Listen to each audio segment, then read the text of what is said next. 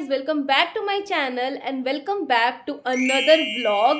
सो अभी तक मैंने ना बाकी सारी चीज़ें तो कर ली हैं, लाइक खाना भी बन चुका है, सब कुछ हो गया है, लेकिन अभी तक ना झाड़ू पोछा नहीं हुआ है क्योंकि आज झाड़ू पोछा करने वाली दीदी आई नहीं है। तो आज तो मुझे ही करना है, कोई बात नहीं। और साथ में खाना पीना तो बन चुका है, ब्रेकफास्ट भी हो चुका है मेरा। तो थोड़ा सा लेट उठी थी और आज थोड़ा सा काम करना है। सर्दी तो इतनी ज़्यादा है ना यार, दिल्ली एनसीआर में बहुत ज़्यादा सर्दी है। आप लोग बताओ, आप लोगों की जगह पे कैसी हालात हैं, कैसे हालात हैं। बट यहाँ पे बहुत ज़्यादा एक्सट्रीम सर्दी है। मैंने पिछले में भी आपको बताया था कि बालकनी में बैठने का मन नहीं हो रहा, लेकिन हाँ, अब प्लांट्स की हालत ख़राब हो रही है और मुझे उनको ना प्लांटिंग करने की बहुत ज़्यादा ज़रूरत पड़ गई है।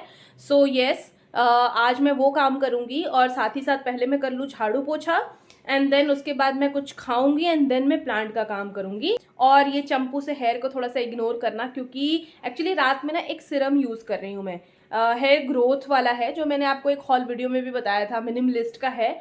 सो उसकी वजह से ना थोड़ा सा मतलब ग्रीजी हल्का सा माइनर होता है और ऑलमोस्ट 3 डेज हो गए हैं लगातार यूज़ करते हुए और हेयर वॉश किया नहीं है मैंने। तो इस वजह से कुछ ज़्यादा ही ऑयली हो गया था, तो मैंने आराम से इस तरीके से बन बना के ना क्लचर लगा लिया कि कोई नहीं, घर में ही है और फिर हेयर वॉश आज कर लूँगी। फिर 2-3 दिन बाद इतना ज़्यादा ग्रीजी होता है, पहले दिन अगर आप यूज़ करोगे ना तो नहीं होता है। और अभी यूज़ करना स्टार्ट किया है, जैसा भी रिजल्ट होता है ना आपके साथ ज़रूर शेयर करूँगी। अभी तक तो मुझे लग रहा है कि अच्छा रिजल्ट है, आगे का भी पता नहीं है। सो चलते हैं, थोड़ा बहुत काम करते हैं देन फिर मैं आपसे मिलती हूँ। Bye bye.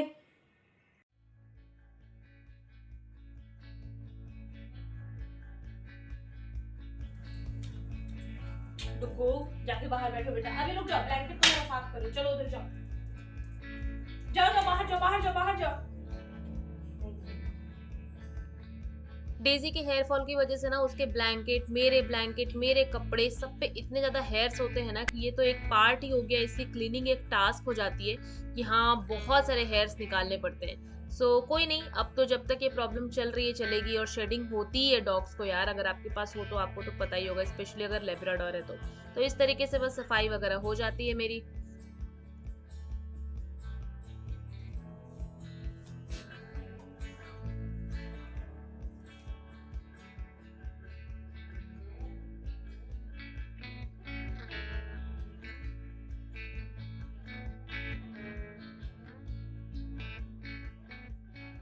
सो गाइस, झाड़ू पोछा हो चुका है और अभी ना मैं लेकर जाती हूँ आपको, एक पार्सल आया हुआ है।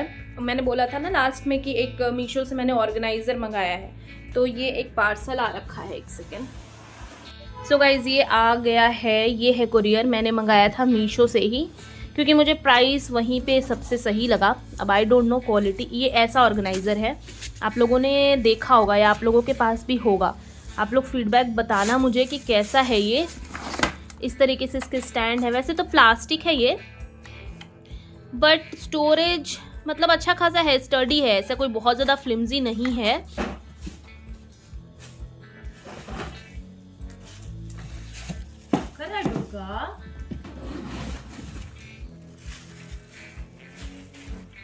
अब तुम ही पहले देख लो, मैं बाद में देखूंगी। इसमें कोई मैनुअल तो डेजी, सामने से हट जा बेटा, इधर आ, इधर आओ, कमो, बैठो, अपने बेड पे जाके बैठो। हाँ, इसमें कोई यूजर मैनुअल तो दिया नहीं है, पता नहीं सेटिंग अब कैसे करेंगे। दुर्गा बेटू, चलो जाओ अपने बेड पे। वो तबीयत खराब है ना। तो इस तरीके से ये बास्केट्स आए हैं अलग अलग कलर्स के। एक बास्केट का साइज इतना है, अगर मैं ऐसे देखूँ ना तो मेरा हाथ के बाद भी इसमें काफ़ी ज़्यादा स्पेस है, तो ठीक है, काम मेरा तो चल जाना चाहिए। बट ये कलर्स ना मुझे अच्छे नहीं लगते, मतलब मुझे चाहिए होता है अगर एक कलर में हो तो ज़्यादा अच्छा लगता है मुझे। बट लेट्स सी, आगे हो सकता है मैं इसका कोई मेकओवर भी करूं तो आपके साथ ज़रूर शेयर करूंगी। खुल जाए यार।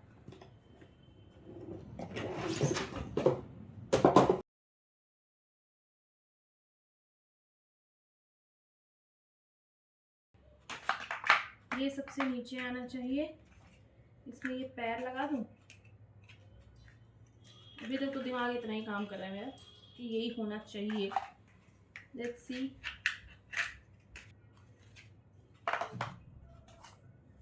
फिर ये वाला ले रही हूँ। यूजर मैनुअल तो नहीं है बट अपना जो थोड़ा बहुत भेजा है ना मेरे पास वो लगा रही हूँ। वैसे इसको सेटअप करना ना बहुत ज़्यादा ईज़ी लगा मुझे। यूज़र मैनुअल नहीं होने के बाद भी आप आराम से इसे सेट कर सकते हो और बहुत ही ईज़ी और कन्वीनिएंट है। अगर आप हॉस्टल पीजी में भी हो ना, तो अपने एक्स्ट्रा स्टोरेज के लिए आप इसे ले सकते हो। अच्छा खासा स्टोरेज हो सकता है और घर के लिए भी आप ले सकते हो। अब इसको ऐसे मैं लगा रही हूँ। नाइस, अच्छा लग रहा है। अब मैं कौन सा कलर लगाऊं? वाओ,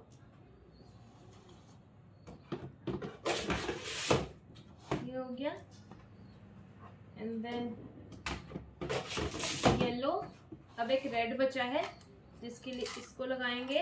इसमें और भी साइजेस आती हैं गाइस, जैसे मैंने 5 टियर लिया ना, इसमें 6 और 7 तक भी आता है, तो आप वो भी ले सकते हो। बट मुझे ये सही लगा, मतलब इसकी हाइट और इसका साइज वगैरह ना सही है।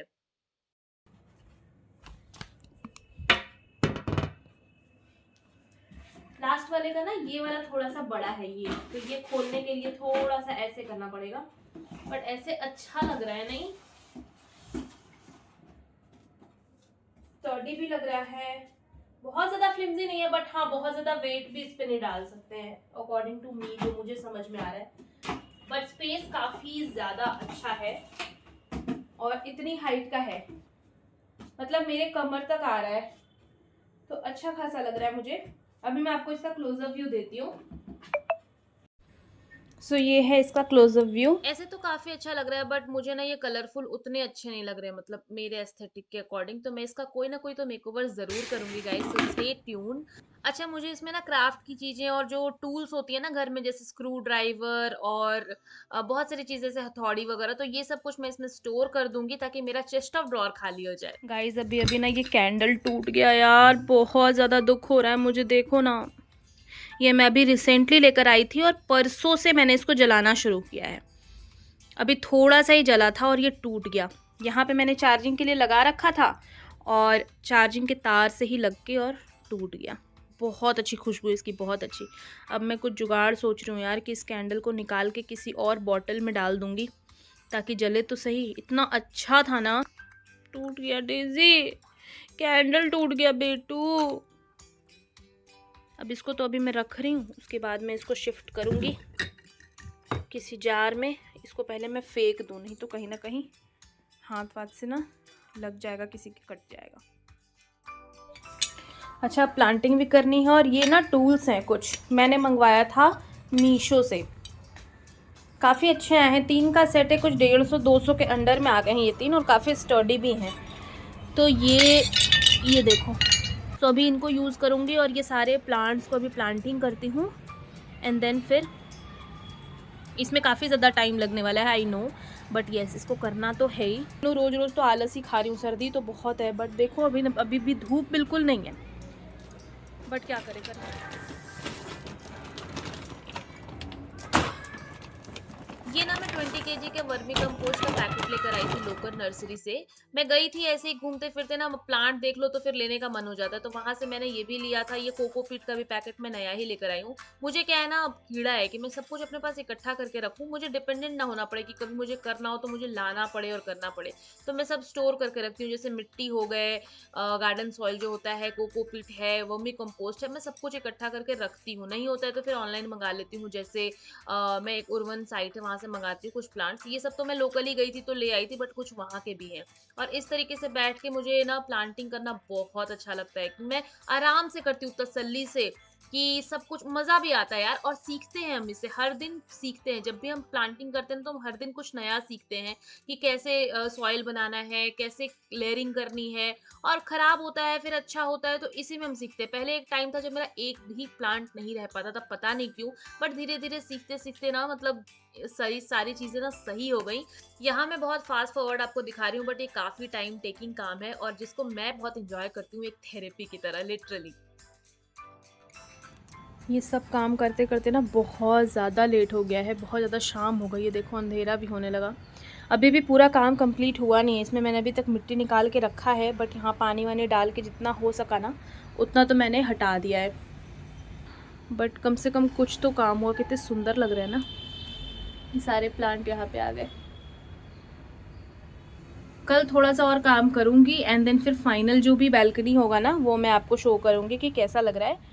बट हाँ, जब अच्छा, ये ना अगले दिन का क्लिप है, क्योंकि उस दिन मैंने ना फिर रिकॉर्ड नहीं किया था यार, थोड़ी शाम भी हो गई थी, फिर नहाने धोने में टाइम लग गया और फिर मैंने कुछ रिकॉर्ड नहीं किया। ये अगले दिन का है। मैं एक सेकंड हैंड फ्रिज लेकर आई थी, बगल में कोई शिफ्ट हो रहा था, वो लोग निकाल रहे थे इसको, तो मैंने सोचा ले लूँ, थोड़ा सा अपग्रेड कर लूँ, क्योंकि स्टोरेज की दिक्कत आ रही थी। छोटे वाले में यार डेजी के 2 बर्तन तो उसी के आ जाते हैं बड़े बड़े, तो फिर मेरे लिए स्पेस ही नहीं बचता है, और स्टोरेज की जरूरत तो होती है। अभी तो चलो सर्दियां हैं, लेकिन गर्मियों में तो काफी ज्यादा जरूरत पड़ जाती है। तो बस यही था, और तो मैंने कुछ भी बस सामान वगैरह शिफ्ट किया। इसकी सारी सब्जियां वगैरह सब उसमें मैंने शिफ्ट कर दी, और अब थोड़ा सा स्पेस मुझे लग रहा है कि हाँ ठीक है, मेरे अकॉर्डिंग अभी के यूटिलिटी के अकॉर्डिंग सही है।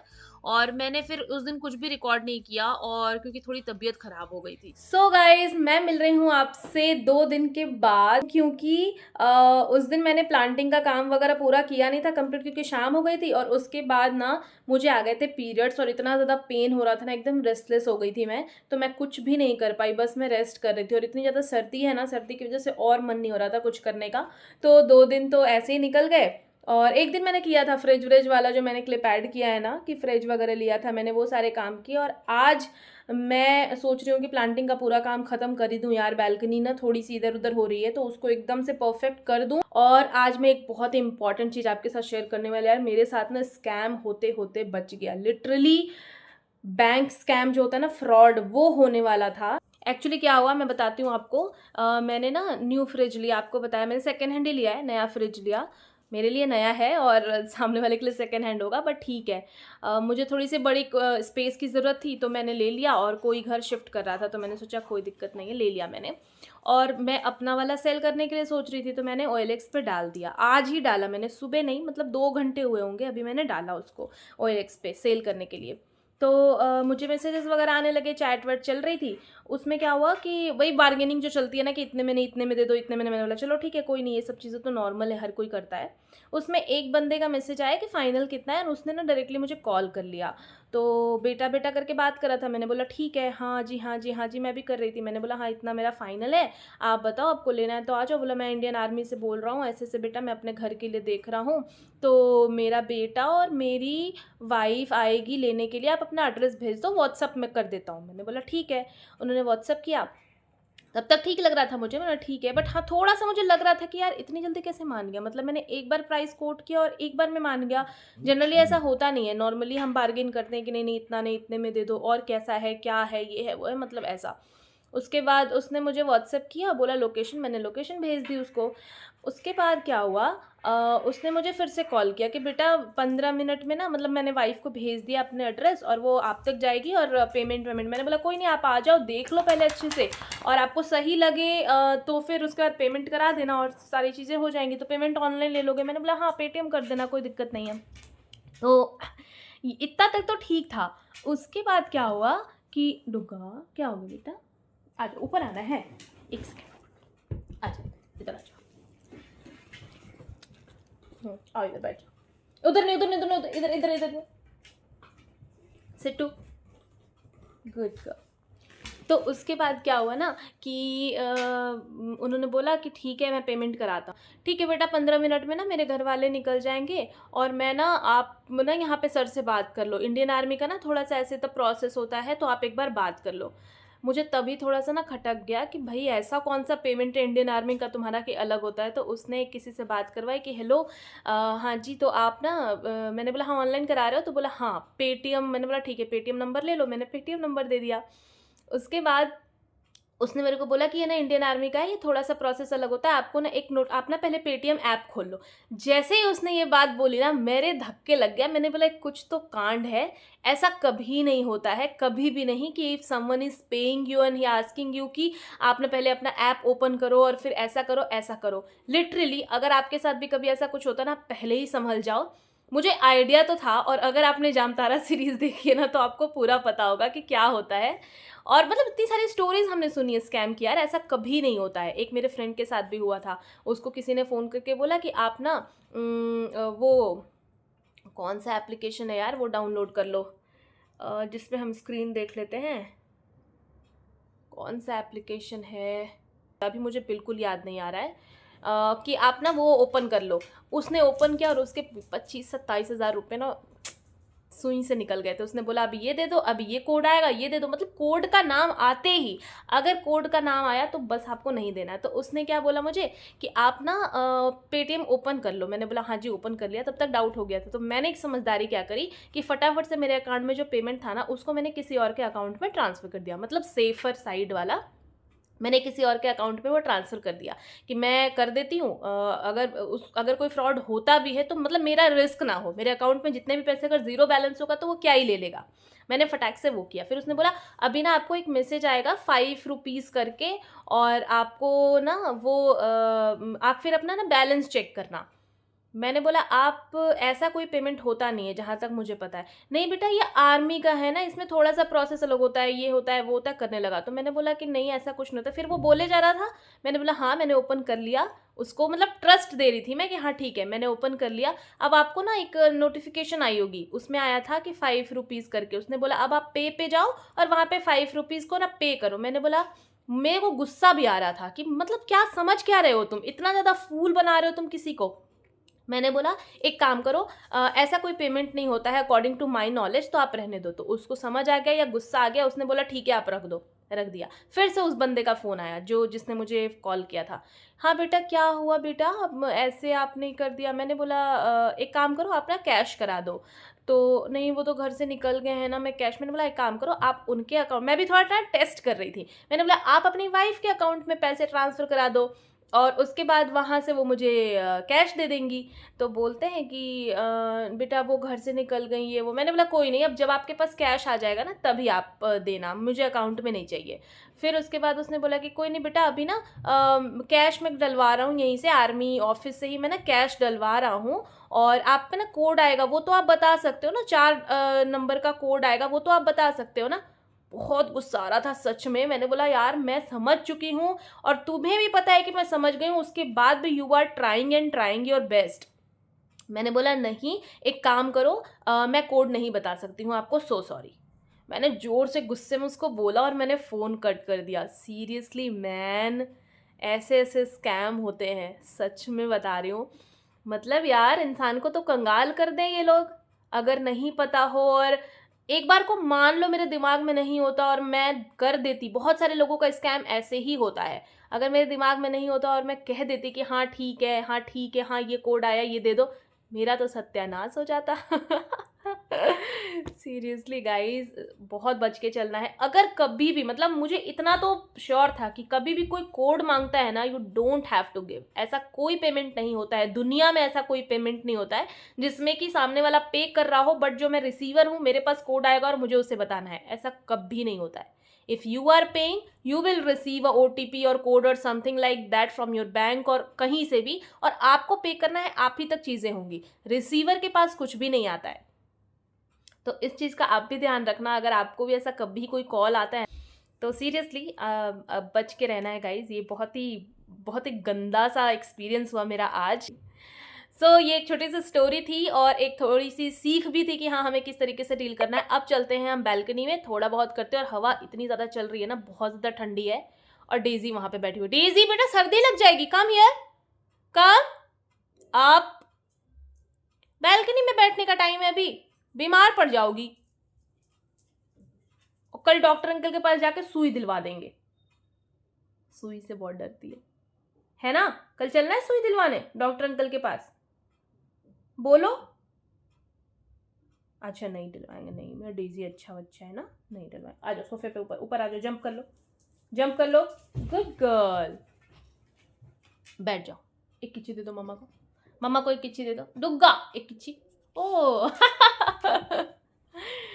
सो गाइस चलो बैल्कनी में चलते हैं, जल्दी से करते हैं अपना काम। अच्छा, इस बीच ना मैंने उर्वन जो साइट है प्लांट की, शायद आप जानते होंगे, मैंने कुछ प्लांट भी मंगवाए हैं। आप यहाँ पे देख सकते हो, बहुत ही रीजनेबल रेट में और बहुत अच्छी क्वालिटी में प्लांट्स आते हैं। आप यहाँ पे देख ही सकते हो, अलग अलग टाइप के प्लांट्स हैं और बहुत सस्ते सस्ते, बहुत ही चीप। और कुछ ना वेजिटेबल्स के भी मंगाए, जैसे आपने देखा उसमें छोटा सा कैप्सिकम लगा हुआ था, तो कैप्सिकम है, मिर्ची है, टमाटर है और बैगन है, ये 4 मंगाए हैं। और बाकी नॉर्मल प्लांट्स, और ये कुछ ना खाद वगैरह भी है, मैन्योर वगैरह है। बहुत अच्छी क्वालिटी आती है लिटरली। आप एक बार ज़रूर ट्राई करना। आपके जगह पे तो हो गया, पिन कोड डाल के देख लेना। उर्वन साइट है, मैं लिंक डिस्क्रिप्शन बॉक्स में दे दूँगी। इस पे मैंने डेडिकेटेड वीडियो भी बनाया था जब मैंने पहली बार मँगाया था, बिकॉज़ आई वाज़ सरप्राइज़्ड कि इतनी अच्छी क्वालिटी कैसे आ गई। जनरली ऑनलाइन मैंने बहुत मँगाए हैं पहले भी, वो पैकेज में देते हैं, कार्टन के पैकेज होते हैं और वो मतलब उतने हेल्दी नहीं होते हैं, दिखाते इतने हरे-भरे हैं और आते हैं 1-2 डंडियाँ। इनकी क्वालिटी बहुत अच्छी होती है, जैसे हम नर्सरी से लेकर आते हैं ना, बिल्कुल वैसी क्वालिटी आती है। तो डेफिनिटली एक बार चेकआउट करना गाइज। और बहुत लोगों ने इंस्टाग्राम पे मेरे से रिकमेंडेशन भी पूछा कि अच्छा है कि नहीं, मैंने उनको रिकमेंड किया और दे वर हैप्पी। और जो भी मेरे लेफ्ट ओवर काम जो रह गए थे ना, उनको मैंने कंप्लीट किया। जो भी प्लांट्स रह गए थे उन सबको पॉटिंग वगैरह कर दिया, ताकि अच्छे तरीके से यार उनको कोई नुकसान ना हो। उनको कुछ हार्म हो जाता है तो बड़ी तकलीफ होती है मुझे। और इस तरीके से मेरा हो गया कंप्लीट। एक तरफ इकट्ठा कर लिया, अभी भी वैसे नहीं है कि बहुत अच्छे तरीके से मैंने किया है, बट इकट्ठा कर लिया और प्लांट्स को कोई प्रॉब्लम ना हो, बस इतना तक मैंने कर लिया। और यार मैं भी दिन भर थक जाती हूँ बहुत सारी चीजें करते करते, तो धीरे धीरे अपग्रेड करेंगे, धीरे धीरे मेकओवर करेंगे। और आपके आइडियाज मुझे चाहिए गाइज। अगर आपके पास ऐसे कुछ आइडियाज हैं, आप हेल्प कर सकते हो, तो मुझे बहुत ज्यादा अच्छा लगेगा। अगर आपको मेरी वीडियो अच्छी लगती है या इस तरीके की लाइफस्टाइल या अकेले वाली जिंदगी अगर आप भी कहीं ना कहीं रिलेट कर पाते हो, तो जरूर इस वीडियो को लाइक करना और मेरे चैनल को भी जरूर सब्सक्राइब करना guys, because I need your support literally. And बहुत ज़्यादा मायने रखता है मेरे लिए आपका एक सब्सक्राइब, आपका एक support. So do subscribe to my channel and welcome to this family. And that's it guys, यहाँ पे मैं ब्लॉग को एंड कर रही हूँ। Bye bye, take care and love you all. मैं मिलूंगी अपने नेक्स्ट वीडियो में। बाय।